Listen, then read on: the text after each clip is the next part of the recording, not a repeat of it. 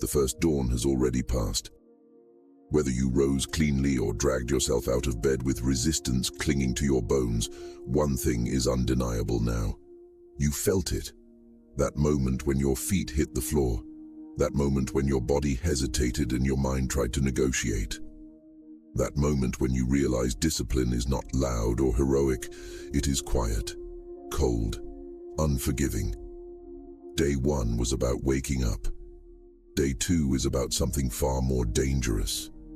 Day 2 is about what happens after you wake up, because most people don't fail because they're lazy.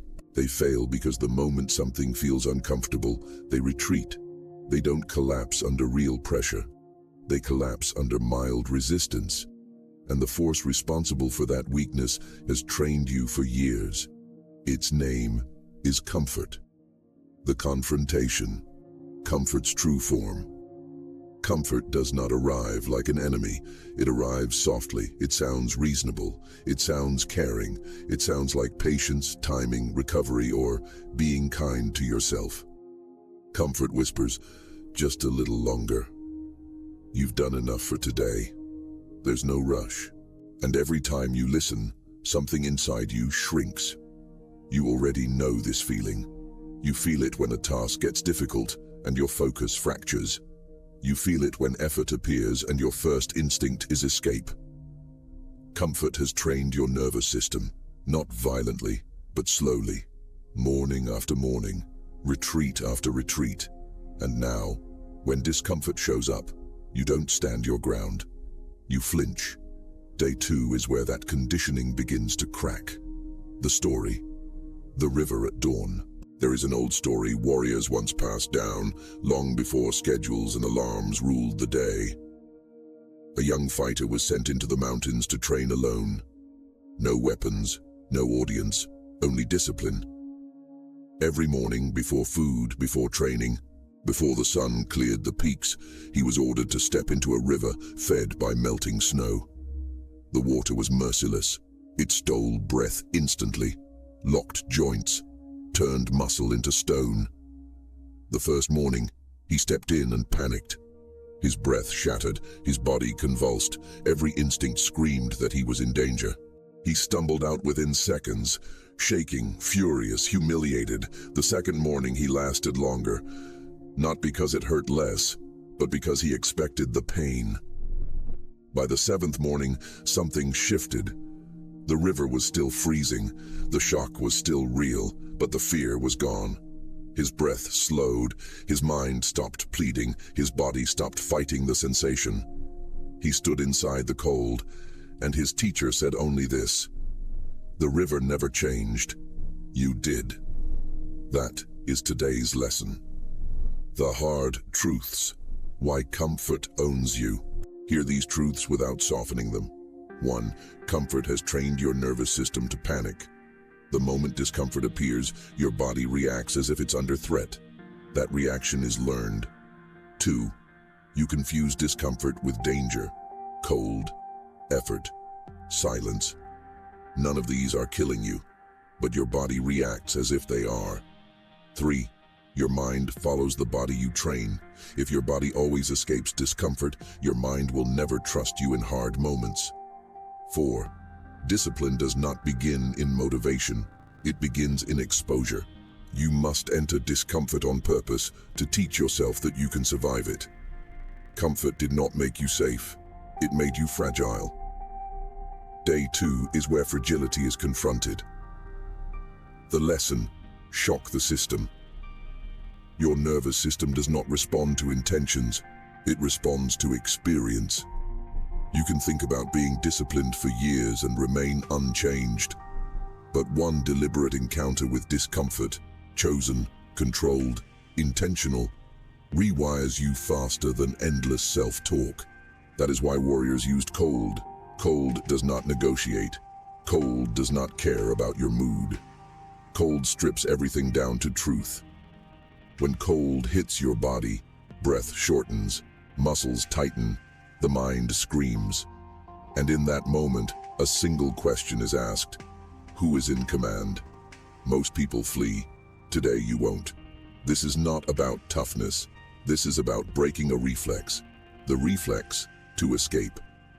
The mission, enter the cold. Today's mission is precise. You will expose yourself to controlled discomfort. The rule, cold exposure for 30 to 60 seconds. It can be a cold shower or cold water on your face. No music, no distraction, no performance, just you, your breath, and sensation. When the cold hits, your body will tense, your breath will try to flee, your mind will beg you to stop. That exact moment is the battlefield. Your task is not to endure pain. Your task is simple. Do not run. Breathe slowly. Stay present. Let the sensation move through you instead of chasing you away. You are teaching your system a new rule.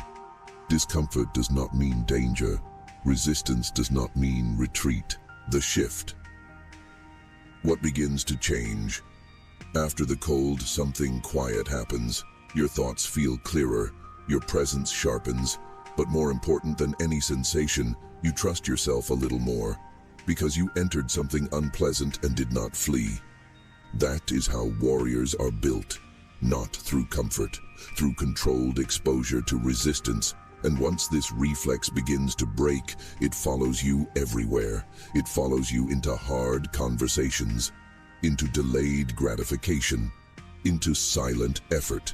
The cold leaves your skin, your body warms, but something else remains if you stayed long enough. A realization that arrives quietly. You didn't break. Nothing collapsed. The world didn't punish you for staying inside discomfort. And that realization is dangerous because it exposes a lie comfort has been feeding you for years. The reveal. Comfort was never protecting you. Comfort told you that resistance was a threat, but today you learned something different. Resistance is information. The cold didn't harm you. It revealed you. It revealed how fast your breath tries to escape, how urgently your body demands relief. And it revealed something more important. You can stay. You can remain present while every instinct screams to flee. Comfort is not safety. Comfort is sedation. Today, you interrupted that pattern. The deeper mechanism. Why this changes you. Your nervous system does not speak language. It understands experience. Every time you flee discomfort, it learns a rule. Escape keeps me safe. Every time you stay, it learns a different rule. I can handle this. Today, you rewrote that rule. Not with force, but with presence. You didn't just train your body today. You trained trust. Trust between your mind and your actions. The voice you must recognize inside you, there is a voice that sounds intelligent. It says, "Not now. You've done enough." That voice is not wisdom. That voice is self-preservation without direction. It wants ease, not strength. Today, when the cold hit, that voice spoke. And for the first time, you didn't obey it. You didn't argue with it. You acted anyway. That is how authority is established, by proving that voice does not command you. The identity shift, from reactive to composed. Most people live reactively. They react to stress. They react to pressure. Their environment commands them. What you began today is different. You did not wait for the cold to feel manageable. You entered it while it was hostile. You didn't look for the perfect moment. You created one. That is the difference between a reactive life and a disciplined one. Discipline is not about control over the world. It is about composure inside it. The escalation. What comes next? Do not misunderstand this day. This was not about cold exposure. Cold was simply the first gate. What follows will not be comfortable. Soon we will take away the noise you hide in. Soon you will work without applause. Soon effort will be demanded when distraction would be easier. Each time the same rule applies. Enter willingly. Stay longer than instinct demands.